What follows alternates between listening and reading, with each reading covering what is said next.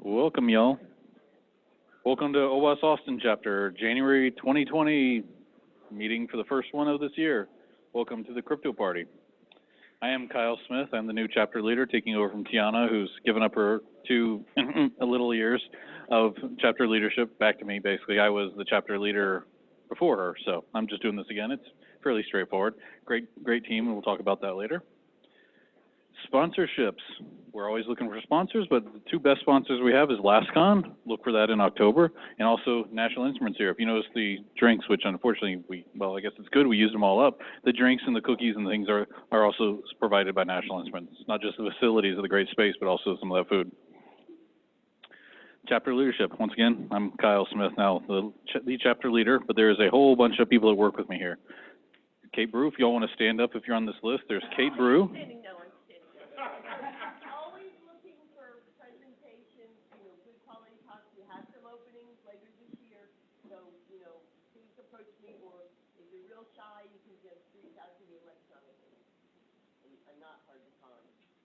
And she's very loud too, so she's easy to hear when you have questions about. Yes, she's a large one, very large personal space. Also, additional people, we have people like Matt Pardo. He is unfortunately not here, I think, but he's dealing with B-Sides Austin. So if you want to talk B-Sides Austin, talk to Matt also. He's actually heading up all that. Tiana Chandler is moving into the sponsor coordinator. So anybody who has a company that wants to sponsor stuff, and like at LastCon or anything here, that we'd greatly talk to her. We have a Ryan Murphy is our PR and marketing. You may receive some emails from him or receive some from the Austin email address. And then we have Paul Griff, which y'all met at the door, hopefully. Y'all see him. He's always there. He's always at the door. He's a great doorman. He's also our membership coordinator. Additionally, everybody who was a former chapter leader, which I was on that list, now I'm not, is on the advisory member. So Josh, for example, if anybody's here from NI, Josh is here. So please talk to him if we have any really advisory questions. And I went the wrong direction. CPEs, if you signed up, please contact us actually if you need CPE information, but like ISC Squared and all these other ones, a lot of those are self-reported. A lot of times you just need to show that you may have had an Eventbrite ticket or something like that, and that usually counts well enough for their audit purposes. But we can do it if you need to. Support OWASP. There's a lot of volunteer opportunities in OWASP. Not just the leadership. All the people you saw on that previous slide were all volunteers. We all do this on our copious spare time. We also do things with LastCon on our copious spare time. But there's a lot of leadership possibilities y'all can get into, and there's also speaking opportunities, like you heard Kate there. She's always looking for speakers. We're nice. We're very nice people here. It's really easy to start out doing a speaking engagement if you want to get in front of us and do it. We're going to talk to at least three people tonight or today that are going to be. I don't know if anybody's doing their first one. I know Josh is, and Josh has done a great speaking engagements all the time for us. But those things, and there's other local events. There's conferences where sometimes we have an OWASP booth, for example. Like one volunteers at that. So think about that. Also, from funding-wise, please, if you do Amazon Smile, you can actually choose OWASP Foundation as your recipient, and they get a small percentage and things like that. Sometimes it goes to the chapter, otherwise it just goes into the foundation bucket. And if anything else, you'll want to donate money, say, like I know my company uses Benevity, which is a donation matching place. We're a 501(c)(3) corporation, so you can do tax deductible and matching amounts. There we go. And of course, we have OWASP memberships. You can see we have different levels of OWASP membership: 1 year, 2 year, and lifetime. Which I should have bought a lifetime at this rate. I think. So it's like $50 or $95 for 2 years, $500 for a lifetime, stuff like this. It's great to support OWASP and all the opportunities they do, all the projects they do. There's also corporate memberships, which is starting at $5,000 and goes up from there significantly. But it also allows them to get onto the new OWASP website with corporate sponsorships. But there are many different levels. There's also student membership. But if you want to talk about any of these membership opportunities, talk to Griff. He's our membership coordinator. He knows all about it. If you want to know more about us, there's an Austin mailing list, which kind of is a mailing list, I guess, the Google Groups. We're now using Google Groups. We moved from Postman or MailChimp or whatever the heck we were using before to this now. So if you go to Google Groups and look up AustinOWASP.org, you'll find us, and you'll be able to get notifications about this and other activities we potentially do, like the happy hour or the study group, which is meeting every Thursday. And I think I got this right. They're doing hacker challenges, right, Josh? Yeah, it's hackathon. It's Hackabox. I have not been able to attend in a long while, so I've kind of got lost it. But there is, the study group meets every Thursday here at NI at the other building, Building A, room 217. It's ongoing. They keep, every time they finish something, they all kind of meet again and say, what do we want to do next time? They're really enjoying the hacker challenges right now. Matt Pardo, once again, is the education coordinator, so contact him if you have more questions. And there is an there is a Slack, what is it, the workspace channel, whatever it's called, the Austin OWASP. You can join our Slack channel, and then there's the study group particulars. There's a lot of discussion that goes on there about, also they have like the Zoom meeting. If you can't attend the study group, they have a Zoom meeting that they broadcast at every study event. Save the day. LastCon is coming. We have it set up already. We already booked the location. It's October 29th and the 30th in 2020. And of course, it's 2020, so we're focusing on security like we didn't before. We're focusing on security this year. Save the date for this. Early bird tickets are available. It's the cheapest price right now, and it will go up as we get closer, obviously. CFP and CFT, the call for papers and training is coming soon. We're trying to get that up.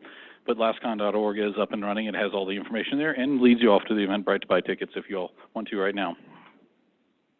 Upcoming chapter events. In February, we have the happy hour, the Security Professionals Happy Hour, which is supposedly OWASP Austin and ISSA together. We set this up. It is now in the Brass Tap in the Domain. Really nice place, different from Baby A's.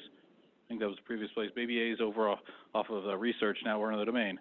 Brass Tap is a really great place, and we have Sonatype and Now Secure sponsoring it for this next time. So it's free drinks from, what did we say, 5:30 to 7:30? Yeah, we pushed it back by half an hour because 5 to 7 was a little tight for a lot of people. Other local events you can see here. We have AHA has their meeting Thursday. ISC Squared has theirs next on the 10th. We have ISSA on the 19th. And, of course, some of the conferences I knew about that were local. Besides Austin, talked to Matt Pardo, April 9th and the 10th. DevOps Days here in Austin is May 4th and the 5th. And then, of course, I know of a kind of a regional one, which is HuSecCon, which is May 6th and the 7th. Does anybody else have any other conferences or other things they want to announce along this line, local event-wise? Going once? No. All right. We just try to get all these. A lot of these things are up on the ISSA website. They have a calendar, which is really good. They're getting better again. Kind of let it slide, but it's gotten better in a lot of these events, and you'll find local activities there. Obviously, Meetup, Eventbrite, you can search those yourselves though pretty well. Job opportunities. We always try to talk about job opportunities here. Does anybody want to make any announcements about their current employer or any other job opportunities they know of that is available, or if you're looking anything particular? Oh, there's some hands.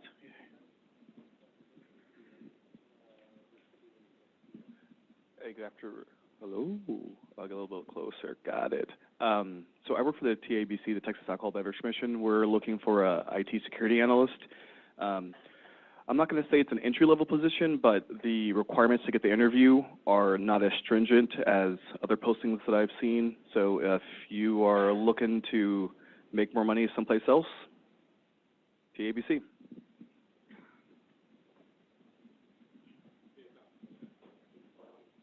Hey everyone, I'm with a company called CFC Response or Solace Security.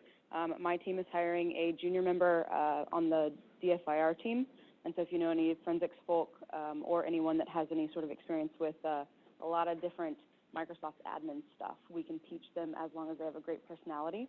And then that being said, most of our security team here is here as well, and they are hiring. So if you guys know anyone interested in forensics, security, or business resumption, we are looking for you guys. So can I bring that down to a regular person speak? Like, Angela's a part of the business email compromise team. They do a lot of, DFIR stuff there for people who have been hit with email compromises, whether it's ransomware or hoaxes or whatever. We're hiring on our red team, looking for maybe a web app pen tester. All levels can apply. And then I think our blue team's also looking to expand. Tom, you want to talk about that? Or? Yeah, some more mid-level. I mean, we have vCISO. We've got compliance-based, like drafting of documents. We've got more blue teamer kind of SOC stuff. So all levels can come talk to us.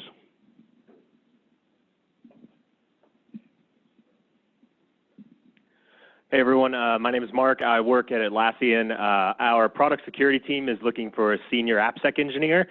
to work with our team doing secure code reviews, threat modeling, that sort of thing. Some pen testing with Jira, Confluence, Bitbucket, Trello, those sort of things. If that sounds interesting to you, hit us up.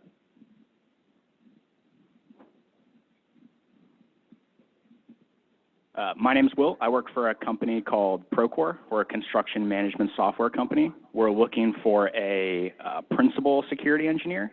If you or anyone you know is interested in getting their hands dirty in every domain of information security, please reach out or go onto the Procore careers page. Anyone else? I will say I work at Visa, and I know they have a boatload of jobs here in Austin that are open from everywhere from senior architects down to security engineers to pen testers, red team to identity access management gurus to database guys. So Visa's really growing their site here. I think we're up to 1,500, and they're looking to be either 3,000 or 4,000 or something ridiculous on Oak Knoll and 183 if you're curious where they're at. So they're growing. They're making Austin be one of their major sites. But anyways, Visa.com for that. Let's see what else. And now, it's easy. This is Josh. It's all up to him now. Welcome, Josh.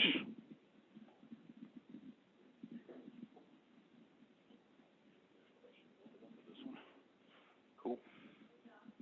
Yes.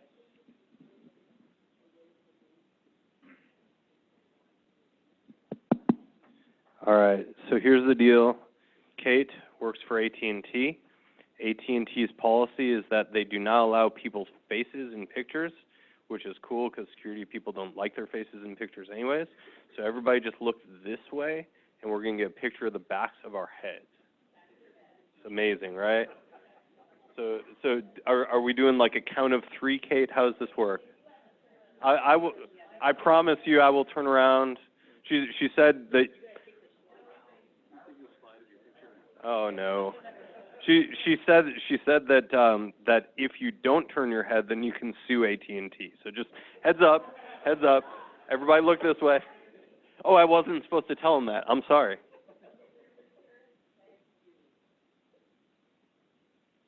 Are we done yet? All right.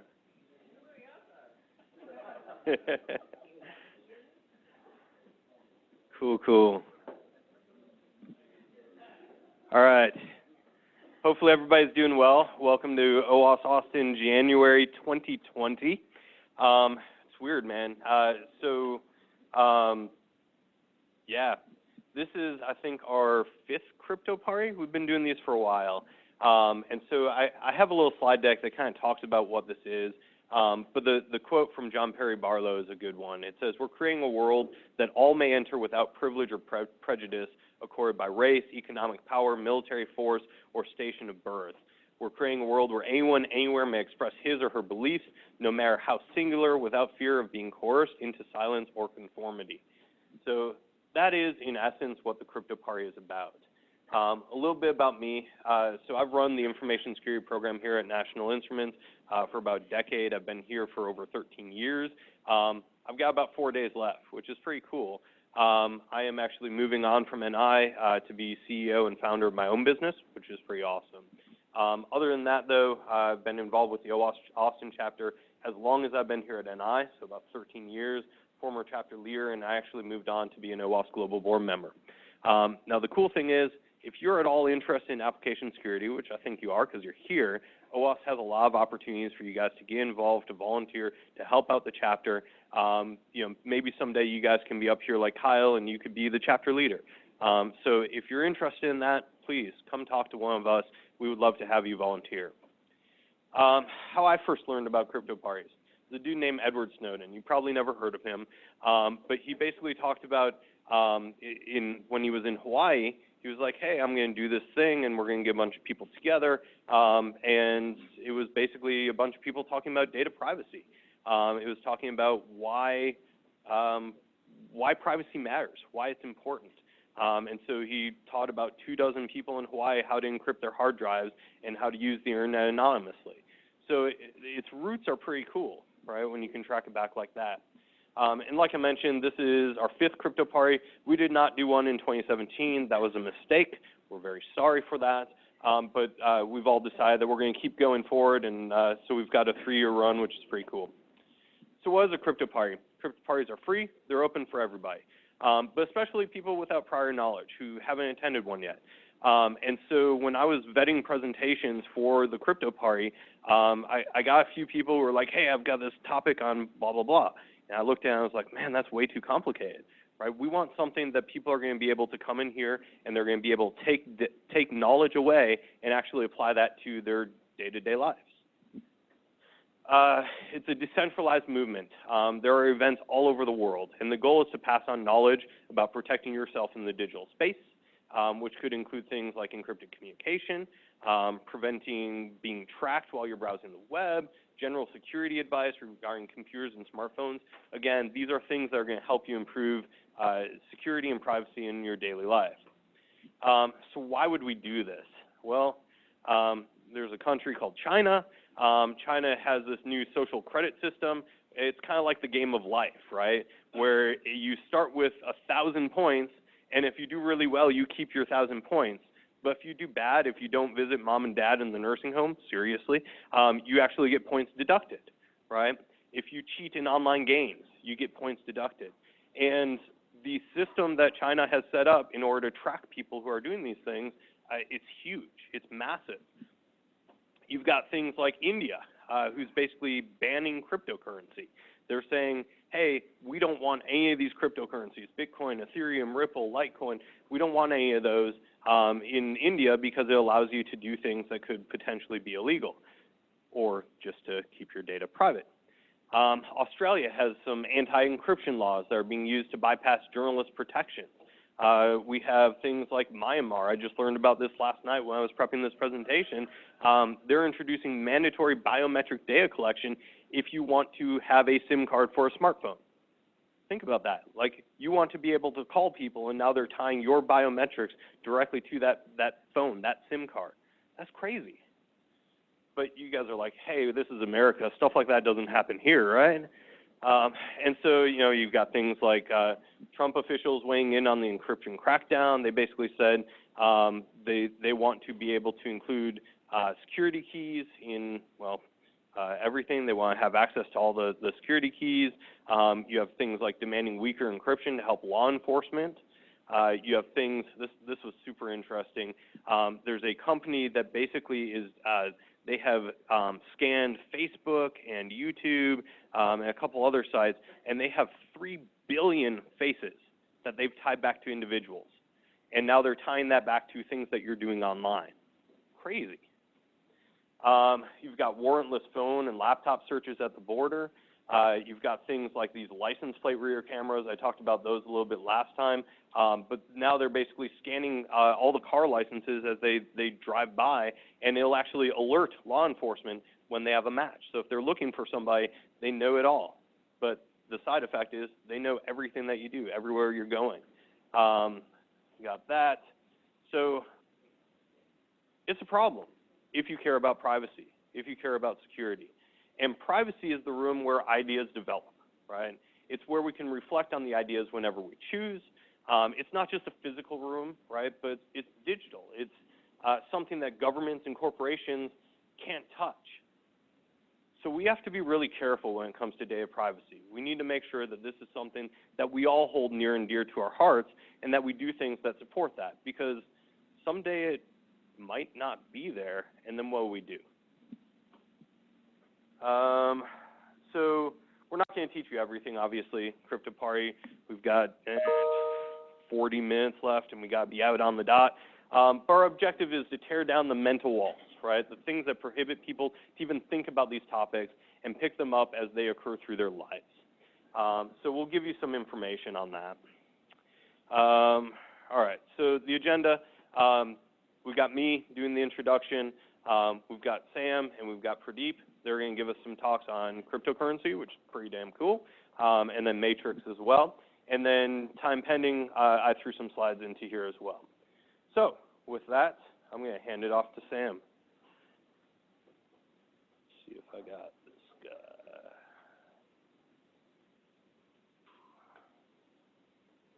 Is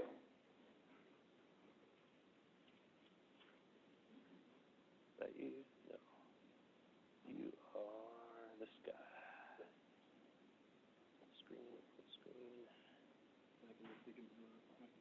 speak into whichever microphone you would like. Okay, we can do that. Zoom. Go full screen. We'll let you do that.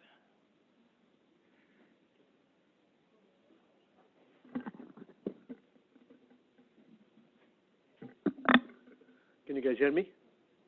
All right. Maybe a little bit up. Yeah, I was going to say. Maybe I'm a little too tall for that. Is that We can do one of these. Put that to your lapel.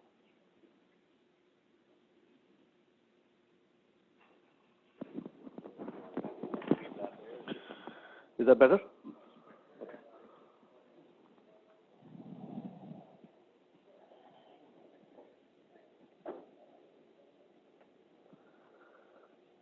So, hi, good afternoon, guys. And Josh, thanks for the intro.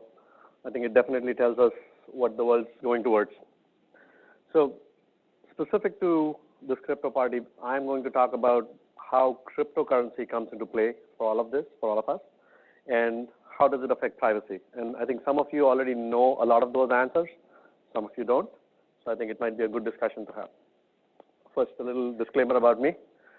I work for Dell, so everything I say here is my opinion and is not reflective of Dell's opinion or recommendation anyway.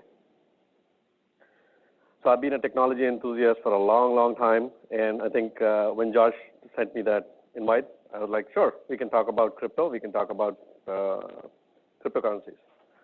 So a few definitions here. So anonymity, right?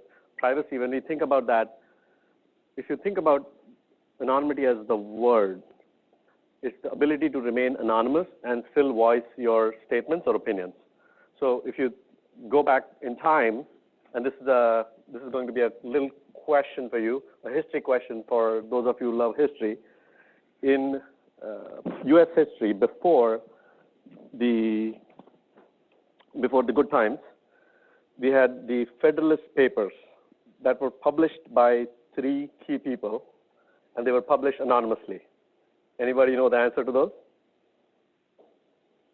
So they were published by Alexander Hamilton, James Madison, and John Trey. So these guys believed in anonymity. They published their findings, they published their opinions anonymously, and they were able to do so to do multiple things in that sense. They were able to avoid bias, they were able to publicly voice their opinions and get following for themselves. Next, the topic is cryptocurrency, so let's make sure we understand that. So today, all of us work with money, right? So I know it's very 101, but here is my US dollars, right? I have to send money to my friend in China in yuan. How do I do that? Right now, I go to a bank and say, hey, I need currency, and they change it for me, and that's the best way to do it, or I do it electronically. Is that the best way? It might be the best way for a certain time. Today, 20 years ago, it was probably okay to do that with a 3-day wire transfer. Today's day and age, why, right? So some of that cryptocurrency and that virtualization comes into play because we want to transfer money from one place to the other, from one person to the other in an easy kind of way. And that needs to be secure.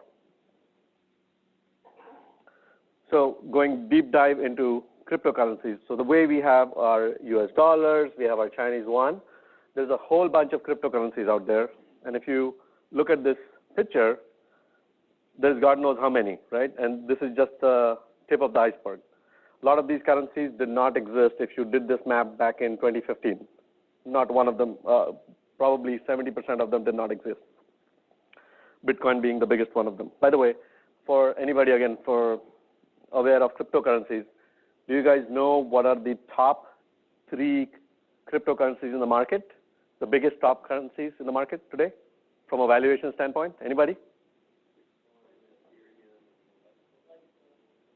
So it's Bitcoin, which is valued at $163 billion ecosystem.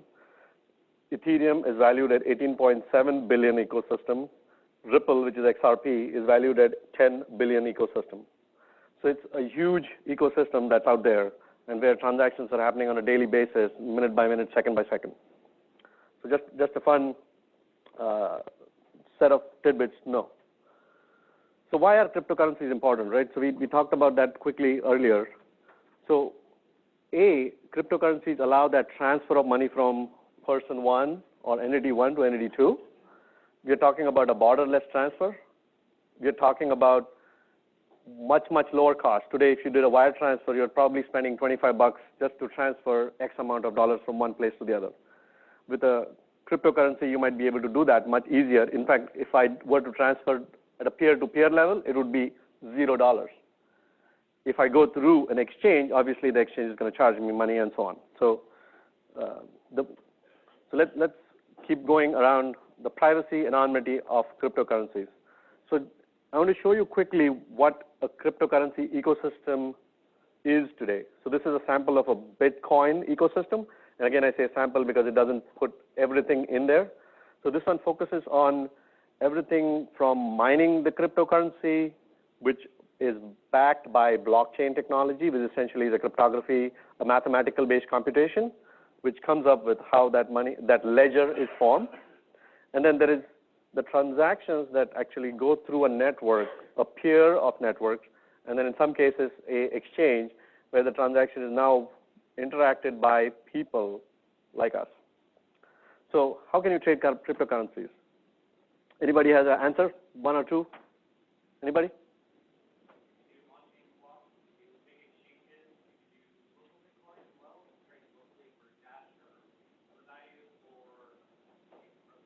Fantastic. So what he just said, I don't know if you guys heard him, but there is the whole choice of a peer-to-peer, a localized peer-to-peer. Then there is the similar to a brokerage, what all of us know, a stock brokerage, right? There are agencies that will handle that transaction for you, and you interact with the agency. The agency then becomes part of an ecosystem, which then transfers the money to the other guy. So these centralized crypto exchanges, we'll talk about that for a minute because the individual one gets a little more complicated than that. So there are quite a bit of players out there, and in fact, any one of you can stand up and say, I will stand up my own exchange. It's a little elaborate process. It's not, you do it by 1 o'clock today. No, you're not going to finish. But there is a process where you can start your own exchange and then get your consumers to go through you to make that transaction. But let's not focus on that. Focus on the known big boys here, like Coinbase, Binance, Bittrex. So I personally use Coinbase, for example. And the reason I use that is because it gives me quick accountability, and I'm not worried from an anonymity standpoint. In this case, Coinbase clearly knows who I am from a tax standpoint.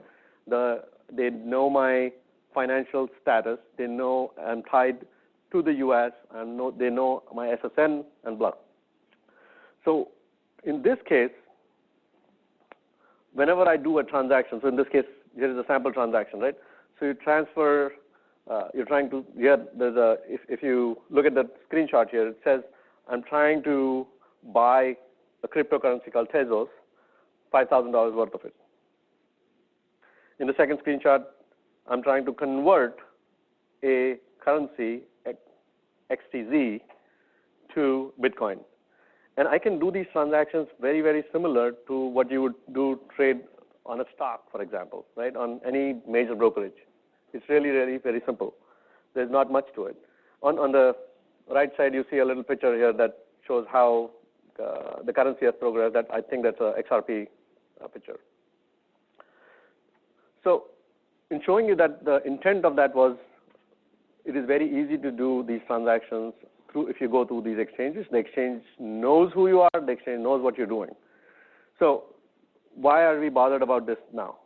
So there are people who go through these standardized exchanges, which are registered in the U.S., which are registered with all the legal and financial endpoints in every country and follow the laws.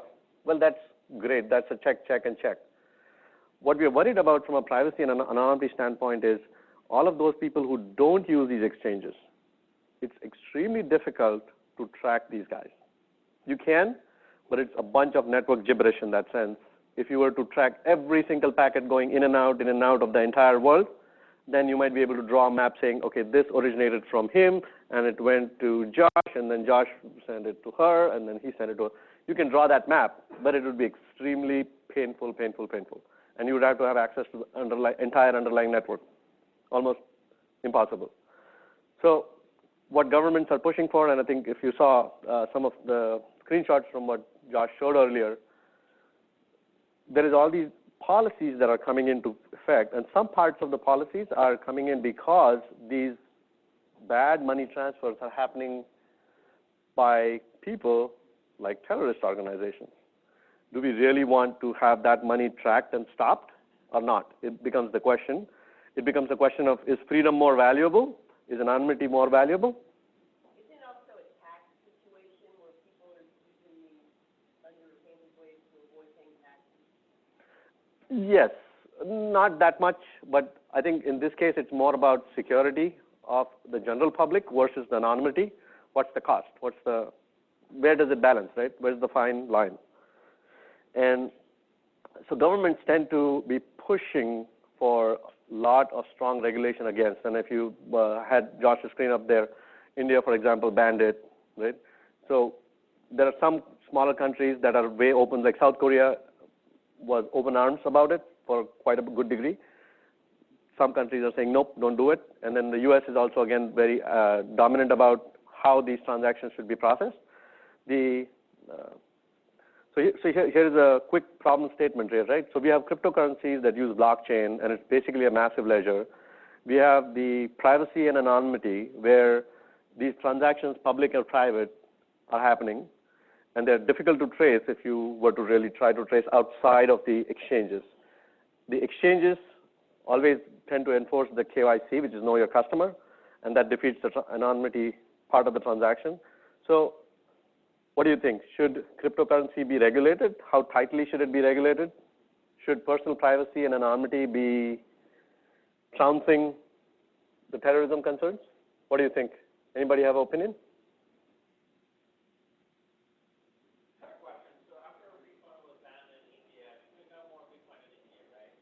Yeah, right.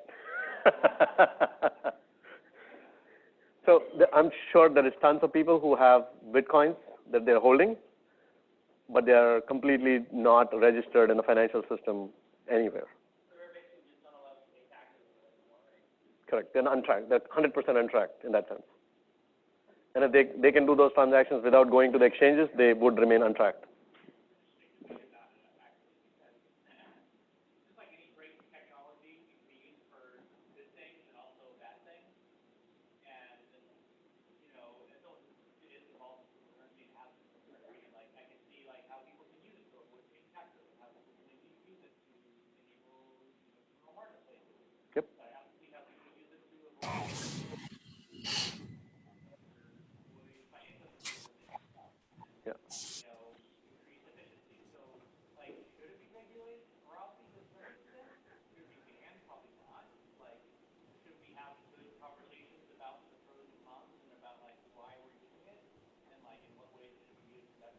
Mm-hmm.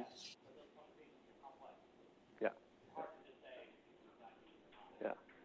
I think you're absolutely right, because a lot of our policymakers don't always understand the depth and the nature of this, and their first gut reaction might be, ban this. I don't understand. This is bad, right? So I think they need to employ the right technology folks in the picture so they understand the problem, and then they make the right policy decision. You're spot on. You had a question?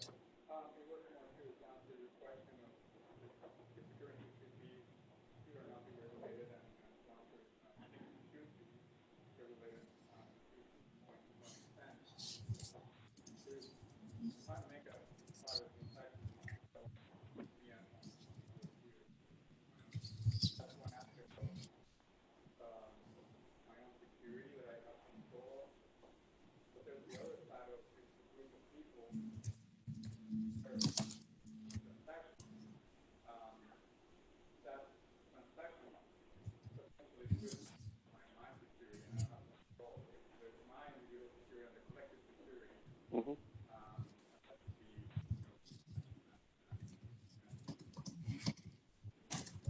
Yeah. Okay, thank you. You have another question?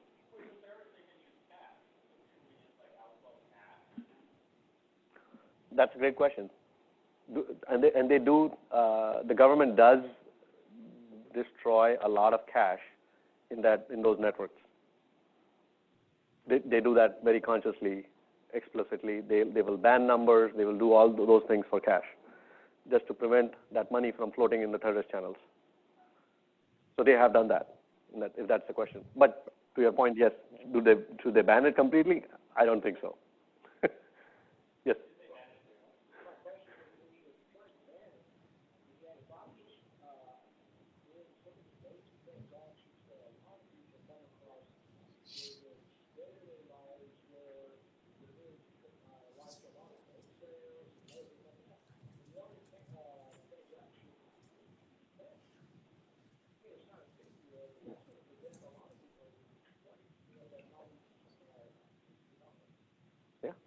Absolutely.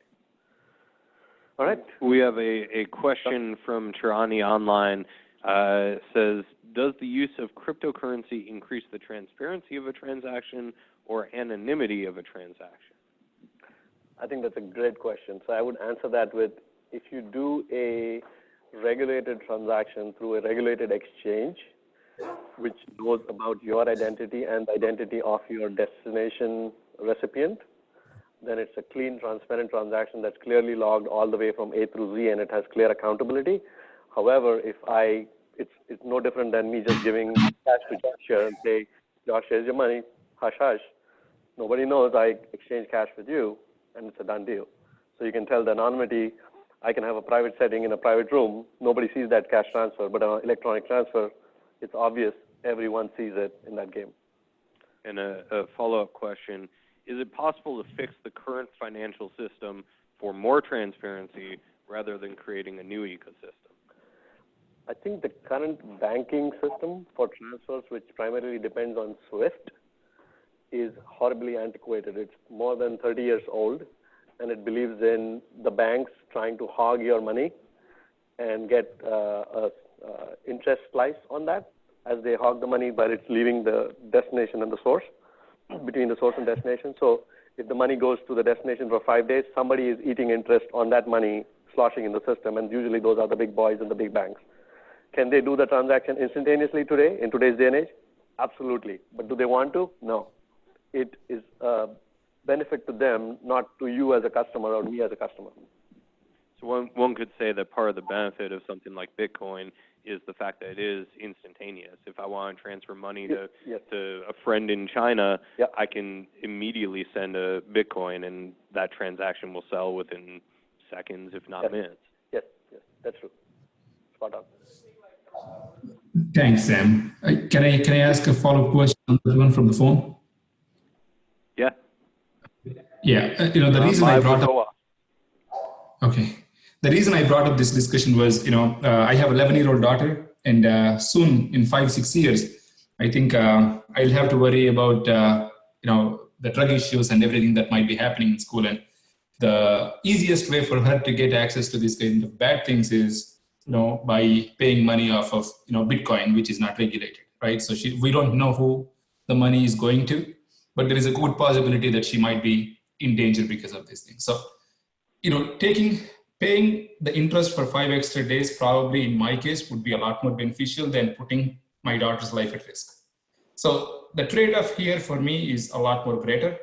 But outside of the interest, do you see a value for these kinds of systems which could put our next generations at greater risk? I think it does, right? So like anything else in technology, I think one of our gentlemen here said it rightly. Technology can be used for good and bad. And I think if you use the technology correctly in this case, there is a lot more good than there is bad, in my mind. That's, again, my perception. And transferring money, so I think most of you already use credit cards, for example, right? We don't transfer cash hand in hand. So you use credit card to pay somebody. Take that one step further. You guys use ACH, which is automated clearing house. Electronic transaction-based house that transfers money from one place to the other, from one entity to the other, and that happens through electronic clearing house. Take that one more step further. Last few years, the consortiums have come together, and now they have something called ZEAL, Z-E-L-L-E, I believe, right? So, so a lot of people use that. And what is that? Again, it's a transfer of money between one entity to the other. And with Zeal, I can transfer that money almost instantaneously. But that's within the U.S. Once I leave my boundaries of the U.S., it becomes a very big challenge. It doesn't easily transfer money. And that's where a lot of these cryptocurrencies want to come in and do two things. A, facilitate that transfer. And if you remember the big picture I had earlier, where one, it is borderless. Two, the anonymity, the cost, and the transfer speed, right? So as a consumer, just look at yourself 20 years ago. When you needed something, you said, okay, I'll go to Walmart end of the week and I'll buy it. What do you do today? You get on your phone, Amazon, click, I want shipping today. I want to get it tonight. You see a pattern here? Absolutely. Yeah, I totally agree with that. But all of these things are regulated, and we can track each of my transactions. But with Bitcoin, there is a lot of anonymity that comes into play, and a lot of people I see are pushing for this kind of anonymity just because they don't want to be tracked or whatnot, right? So with regulated transactions, I'm totally fine with using any kind of ecosystem. But Bitcoin, does it promote more anonymous transactions, which can lead to potential negative things? Do we make the world more dangerous with unregulated Bitcoin transactions? That's where I'm coming to, basically. Not just so that's the fine line. Go ahead, Josh. I was just going to say we want to make sure that we're responsible with the rest of the presentation. So we'll shelve the topic. I think it's a great debate, and it's probably worthwhile talking about some other time. But for now, let's put the questions on hold, and I think this is your last slide, right? Yes. Awesome. So everybody give it up for Sam. Thank you very much for joining us. And now we have Pradeep Nambiar.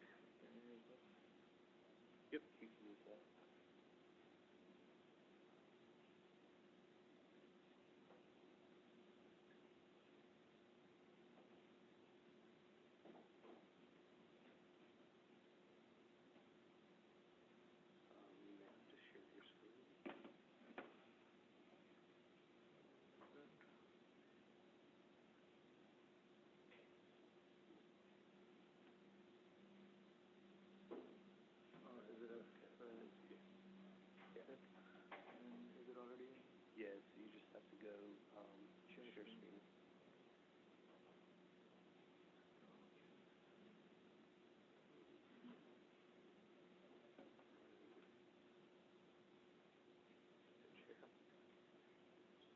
Now you're up.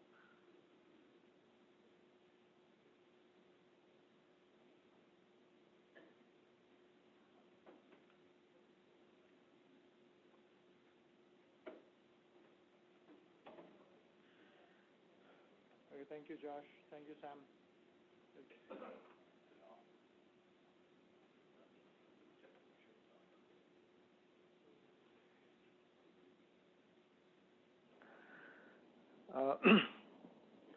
Thank you. Yeah, those was interesting discussion, Sam. And privacy is always, it's kind of very contentious topic. Good and bad. So I'm going to talk about a system called Matrix. How many of you have heard about matrix.org? Okay, one. Okay. So this is actually a decentralized, secure, end-to-end, encrypted communication protocol. It's a kind of an open source system. I mean, we all use, chat, voice, video, a lot of different technologies out there. Skype, WhatsApp, Viber. How many of you use Viber? I've heard about Viber, or I guess Skype everyone kind of use. So there are a lot of technologies out there, but for most of those technologies, okay, before I kind of go ahead, a little bit about me. My name is Pradeep Nambiar, and I work as a chief security architect at a company called Altron, which I think it was acquired by Capgemini.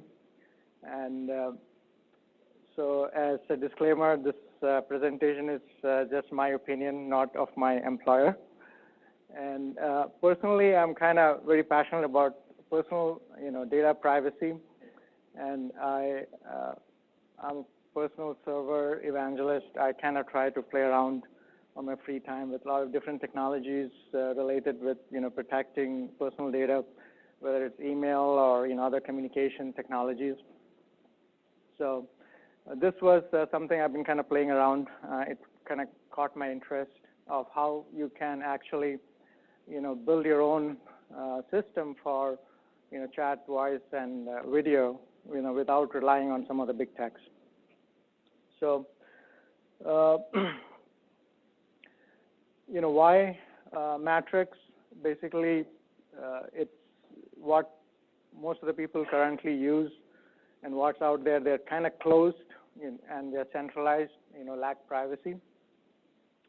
So Matrix is actually it's a simple, open network decentralized messaging system, and it has no single point of failure. You can have one or any number of servers that's part of the system. You can, set up your own and be part of, federated into the entire, network. And if I want to talk to another person who have their own server set up with that, I can kind of talk to it. I don't have to kind of rely on a central system. Or you can also join a central system. There is a free, one of the big servers hosted by the Matrix Foundation called matrix.org, which is free to join. It has about, I think, 8.9 million users right now. So you can always, join there and start the communication with all the people who are on that server. And it provides, end-to-end encryption. And I know I'm not a big crypto expert, but there is a link to the algorithms that they use for their, technology for, text, image, voice, and video. It has an open HTTP API for sharing, real-time data, and it's maintained as Apache license, so it's a kind of open. Anyone can, download it and install it and set up their own server and become part of that federated network. So how does it work? So basically, each user belongs to what you call as a home server, and that server could be matrix.org, or you can set up your own. If you have your own domain name, you can, set it up. It doesn't take too long to set that up. A user is actually identified by, @ sign, the username, and the server that user belongs to. So that basically identifies your unique identifier. So in this case, for example, I have a user created in matrix.org, which is a public server, and I also have another user which is created on my own server. So I would, identify it as username and my server name, or username and whatever server that you belong to. So that is how you identify the user. And then the users actually can create rooms and can invite other users for you to chat. And once you invite a user, they would get a notification and they would join that room, and you approve that. And when you set up the communication inside the rooms, there is an extra step that you need to do to ensure that you are actually connecting to that particular user's device. And the way you interact is you use a client, and there are a number of clients available out there. The clients are available for desktop, mobile devices, all the different Android, iOS. And since it uses an open protocol, it's not just one client. There are a lot of different clients. One of the most popular one is Riot, and I will kind of show you that so when you do set up the communication, you have to go through an initial step of verifying that you are actually connecting to the right user on the right device. So there's just a set of keys and validation steps that you need to go through. Once that is set up, then your communication is pretty much end-to-end encrypted.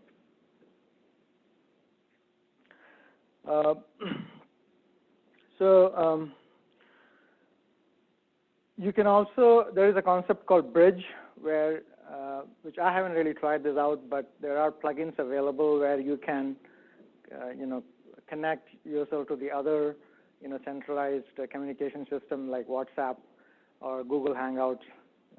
So that capability is also available. So whenever a server goes down, and the beauty of this is that if you have a room with, say, 10 users, and those users are coming from different servers, so the entire communication system doesn't go down if one of the servers goes down. So only the user that belongs to that server may not get your messages, but eventually when they're picked up, they would actually get those messages. So it's a kind of a decentralized and no single point of failure in the system. So as I said, you set up the matrix, on your own server or a public server, and you have a host of different clients that are out there, Riot, WeChat, there are a bunch of, whether it's desktop or, mobile, and that's all it kind of takes to, get started using this system. So if you want to try this out, one of the most easiest ways, go to write.im.app website. It's basically a downloadable client. The client downloads on your browser, and from there you can create an account. And the easiest way to get started is matrix.org, which is free. You can actually create an account there, and then you can search other friends who may be on the server using that @ or you can ask your other friends whom you want to communicate with or your family member to create an account. And then once you set up, and you download the client, either on your mobile phone or the desktop, and you can start communicating. So it's pretty straightforward. So I wanted to kind of show a simple demo. So what I have here is, I have one of my own server, which is actually running in a public cloud. It's basically a 2 virtual CPU system with 4 meg memory and about 20 gig hard disk. And I've got installed Matrix on there. And I have created a user there, which is called PPS admin. And my server is PDP, I serve for.me. And I'm going to log into this server, using my, so I'm already logged in using my mobile device here, iPhone. And the other user that I have is actually created on matrix.org. And here, I have the user is identified using @pnam.matrix.org. So this is, one of the public servers that I have. And here I'm going to use the desktop version of it. And let me see if I can, communicate you between the two. So.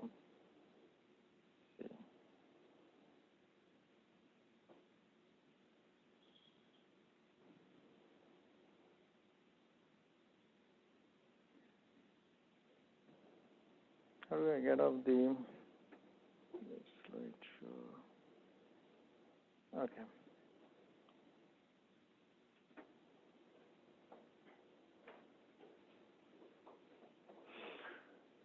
So as you can see, this is actually, I've logged in from desktop, and this is connected to the matrix.org. And my username here is pnam. And I have my mobile device, which I'm connected to my own server. And so the other user that I have, this is this user, the one in black and white, is basically connected from here, and the other one, the colored one, is actually on the desktop. So I can basically, basic text, I can send from here, and it should show up there. So it's a little slow. Okay, there you go.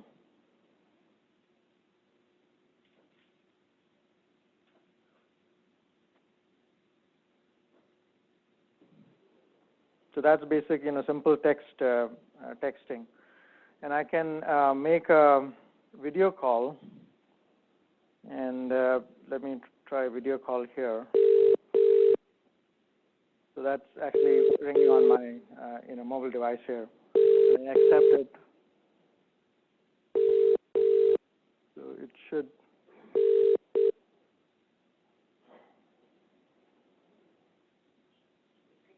It might be a little slow.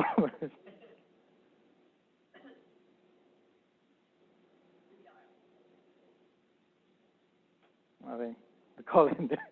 Some error. But let me see a voice.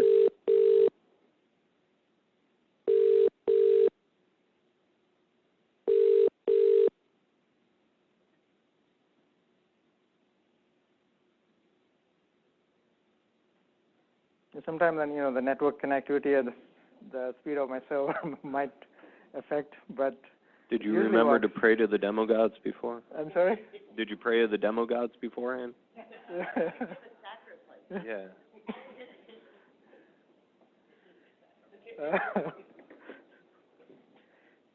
So that was it. I mean, basically, I just wanted to kind of show that the connection between the two servers and awesome. Questions. Thank you, Pradeep. Yeah. Thank you.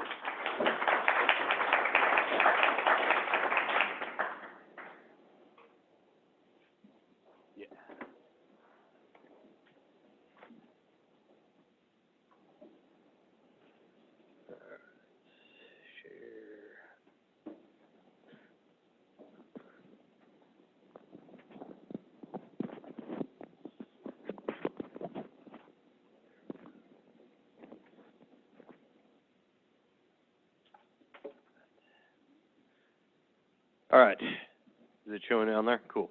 Awesome. So we don't have much time left, but fortunately this shouldn't take very long. I was trying to figure out what I could do that would kind of fill the void, the extra time that we have. And one of the things I've been doing a lot lately is I've been doing a lot of building web servers. And so I thought it would be cool to talk about how to get an A+ with SSL Labs. For those who don't know, SSL Labs is a service provided by Qualys. You can go to sslabs.com. And there's a link up there that says test your server. And it's really cool. You can plug your server in, and it'll basically run a whole bunch of SSL tests for things like beast attacks and whatever, and it'll come back and it'll tell you how secure your server is. So in my case, what I did is I basically built a stock Ubuntu 18.04 server. I installed Apache, I enabled mod SSL, and then I enabled the default site, and I restarted Apache. And by doing that, if you go to the site, you get your connection is not private, awesome, and your SSL certificate is a self-signed certificate, which makes sense. And then I ran it through SSL Labs, and SSL Labs gave me a T. What kind of a grade is a T? A T says, hey, you have trust issues, which makes sense because I had a self-signed certificate, right? And it even says there in red, the server certificate is not trusted. Okay, cool, I get it. So hopefully you guys all know about Let's Encrypt by now. Let's Encrypt is a nonprofit. They're a certificate authority. You can basically request a certificate, and that certificate is valid for 90 days, and you can renew it at any point in time. So it's pretty cool. If you want to use Let's Encrypt in an enterprise setting, like behind your firewalls and stuff, you may want to look into something called SSL Mate. It's a pretty cool layer on top of that, but it does cost money. So in any case, CertBot is a service that you can use in order to grab Let's Encrypt certificates. So CertBot basically says you SSH into the server, you run some commands in order to add CertBot as a repository in your system, and then you install CertBot. And once you do that, you simply run a command certbot -- Apache, or if you only want the certificate and you don't want to make modifications, you can run that cert only command and it'll just give you the certificate. So that's a bunch of text, but the important part is it says, congratulations, your certificate and chain have been saved, which is cool. And when I ran this, I decided, hey, go ahead and modify my Apache configuration for me. The cool thing is, if you do that and you tell it to modify your configuration for you, you don't really have to do anything else. You can see I have the little lockup there, which means it's trusted. My Ubuntu default page comes up. If I look at the actual certificate, we can see that signed by the Let's Encrypt Authority, and the certificate is valid. Awesome. Now if I run that through SSL Labs, we can see I got an A. I don't like A's. I want an A+, right? So default configuration gets you an A. That is awesome. That's probably better than like 50% of the people out there, if not, well, probably even more than that. But in any case, there's an important note down here. It says the server supports TLS 1 and TLS 1.1. So as of January 2020, your grade will be capped to a B. So if you run this like next month, chances are you'll get a B instead of an A. So what can we improve? The cool thing is SSL Labs gives us some good information about what we're not doing well. Those will usually show up in orange, so you can see I have TLS 1.1 and 1.0. It likes 1.2 or 1.3, but try getting 1.3 to work on Apache. It doesn't work very well right now. So the other thing is, hey, you've got a lot of ciphers that are weak ciphers. Cool, we can fix that. Let's Encrypt will drop when you say, I don't want just the cert, I want the actual, you to make the configuration. Basically what it does is it modifies your Apache virtual host file, and it inserts this little include text right there, which says, well, here, this is my certificate, and then this says, these are the configurations that I want you to run in that options SSL Apache conf. So that file basically says, turn SSL on. It gives you the protocol, and you can see all. So that says enable all protocols, but then disable SSL v2 and SSL v3. And we know SSL v2 and v3 are bad, but the default allows us to use the TLS 1.0, 1.1, and 1.2. We can also see the cipher suites that they give us there. There's a lot of cipher suites. The cool thing is they call them out by name rather than just saying enable all the RSA ciphers or whatever. So you can basically filter through that list. Another important thing, if you end up doing this on your own, that SSL honor cipher order, basically what that says is when you're trying to negotiate a protocol, start with the very first one and work your way down through it. And so those are really the important things there. So if I go and I enable only TLS 1.2, I simply change that SSL protocol all minus SSL v2, SSL v3, and I say SSL protocol is only TLS 1.2. So I'm saying only enable that. And when I run that, you can see right here, TLS 1.2. But I still just have an A. Wah, wah. All right, so SSL cipher suites. This gets a little bit tricky because you're trying to find the SSL cipher suites that work with the things that you care about. But what I found is this list is actually a pretty good list of things that will give you green. So if I do that, you can see I've got a bunch of cipher suites that all are compatible and are all green, meaning they're not weak cipher suites. Cool. But still, just an A. So that leads me to the probably most important thing when it comes to getting an A+. It's really the only important thing when it comes to getting an A+, is HTTP Strict Transport Security, or HSTS. That's a mechanism that basically says, hey, if you connect to this site via HTTPS, don't connect to the site via HTTP. Right? That's effectively what it's saying. So if you're using HTTPS, always use HTTPS, and it'll basically send something saying this is how long you have to do that for. So you have to enable mod headers. That's an Apache module, but you can simply run that command to do it. You add this to your virtual host entry. That basically says include a header to always set strict transport security. Here's how long I want it to last, and go ahead and include any subdomains as well. And then restart Apache. And if we do that, we get our A+. Yes. So this will not work in a bunch of old stuff that's like from 2013, 2014, mostly because those don't support the protocols. Some don't support the ciphers. And then there's some things that didn't simulate because of the protocols as well. But this is all like really, really old stuff. If you're trying to run a website and you like need to support that stuff, you got bigger issues. So real quick, I want to mention Privacy Charities, EFF, fantastic organization. They do a lot of stuff for data privacy. ACLU has been around for almost 100 years. They're working to protect legal rights, people who have their rights stomped on. And with that, thank you for coming. Kyle, how do we want to give this away? Random. Do we have like numbers on that list or something? Can we run like a random number generator? I don't know.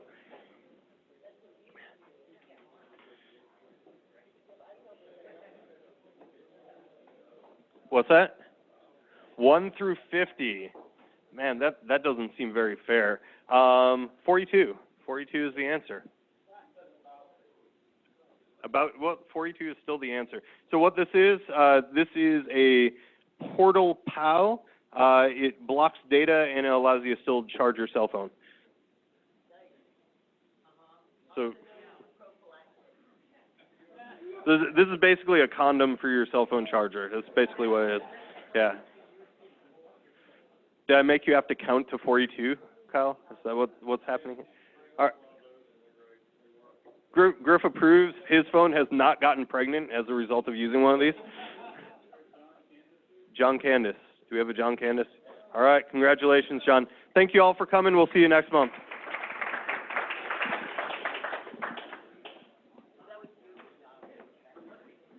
Congratulations. Should I bring a review to the next meeting? Yeah, absolutely.